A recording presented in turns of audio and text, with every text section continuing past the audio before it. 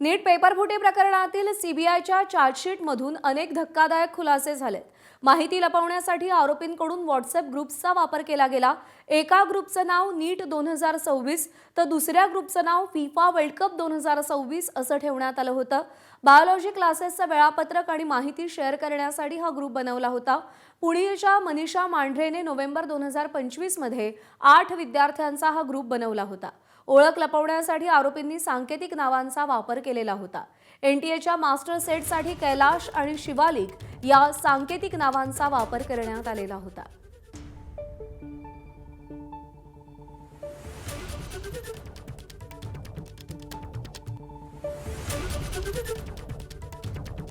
तर पेपरफुटीचा प्लॅन कसा होता? माहिती लपवण्यासाठी व्हॉट्सअप ग्रुप्सचा वापर करण्यात आला।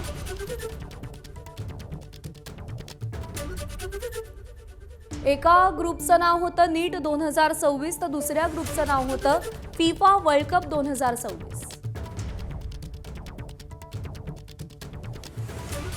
बायोलॉजी क्लासेसचं वेळापत्रक माहिती शेअर करण्यासाठी हा ग्रुप खरं तर बनवला गेला होता। नोव्हेंबर 2025 मध्ये पुण्याच्या मनीषा मांढरेकडून 8 विद्यार्थ्यांसह हा ग्रुप तयार करण्यात आला होता।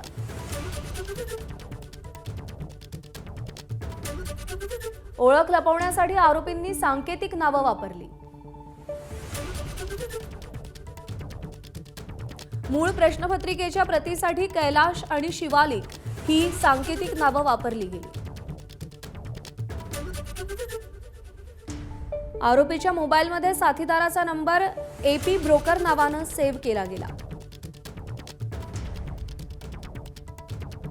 दुसऱ्या साथीदाराचा नंबर शुभम महाराष्ट्र नावानं सेव्ह केला गेला होता।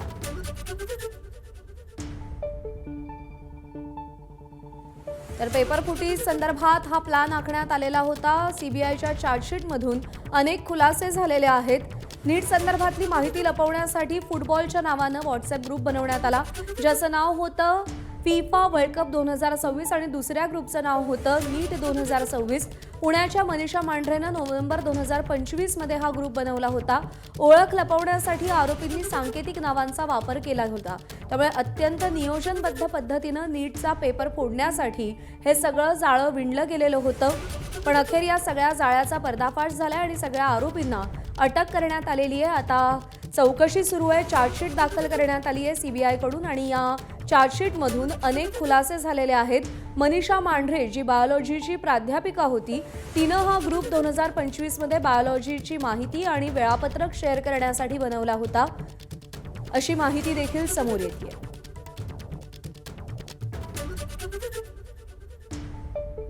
नीट पेपरफुटी प्रकरणातील सीबीआयच्या चार्जशीटमधून हे सगळे खुलासे झालेले आहेत।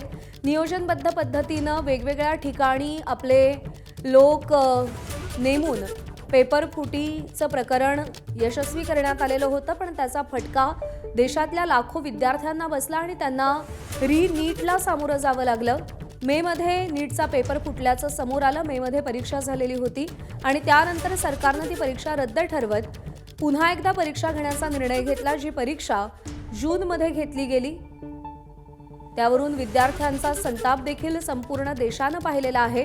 पण हे जाळं कसं विणलं गेलेलं होतं, कशा पद्धतीनं आरोपी आपलं नाव बाहेर येऊ नये यासाठी खबरदारी घेत होते, हे सीबीआयच्या चार्जशीटमधून समोर आलेलं आहे।